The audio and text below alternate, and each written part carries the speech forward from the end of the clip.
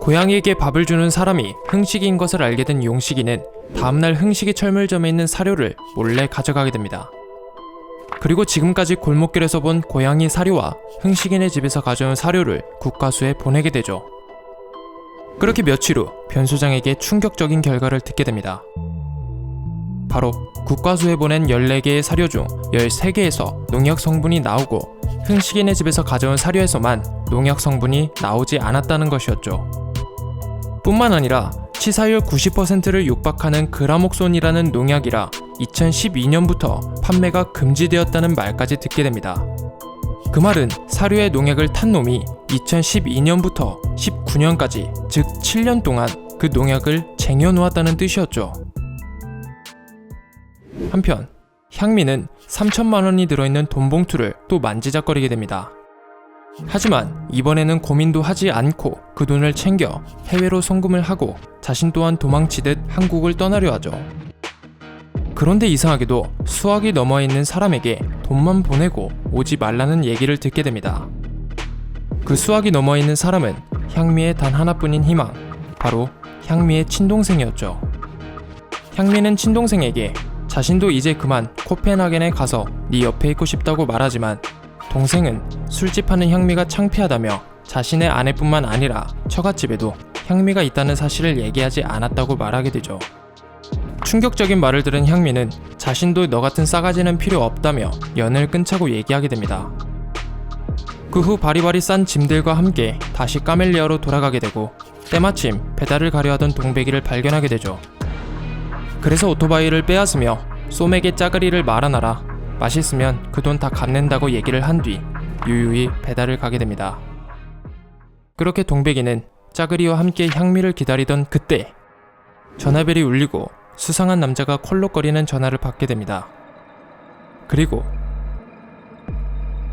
향미는 죽게 되죠. 그 사실을 당연히 모를 수밖에 없는 동백이는 향미가 어젯밤 배달을 가고 나서 돌아오지 않는다며 파출소에 신고를 하게 됩니다. 그래서 본격적으로 수사를 시작하게 되죠. 용식이는 까불이가 방화를 저지른 것 같은 한빛학원, 거기와 연관이 있는 노규태를 먼저 찾아가게 됩니다.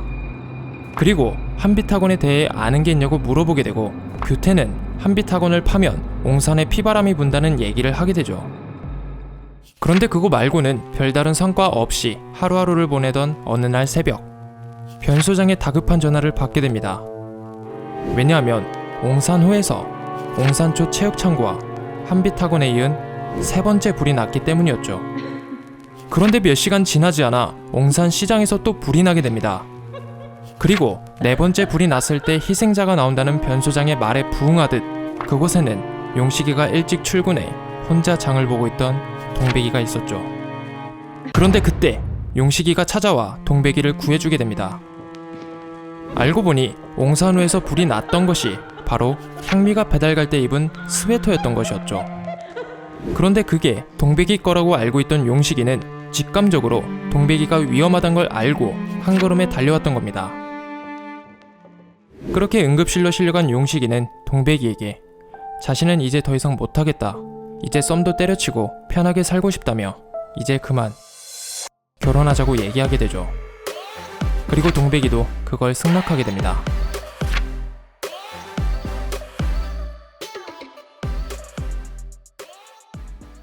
한편 병원에 동백이를 찾는 전화가 오게 됩니다.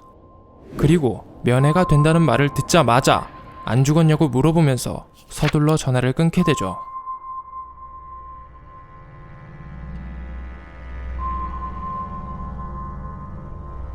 동백이가 죽었냐며 전화를 건 이 남자, 그가 과연 지금까지 불을 저지른 방화범이자 동백이를 죽이려 하는 까불이일까요? 여러분들의 생각은 어떠하신가요? 구독, 좋아요, 알람 설정을 눌러주시면 정말 큰 힘이 됩니다.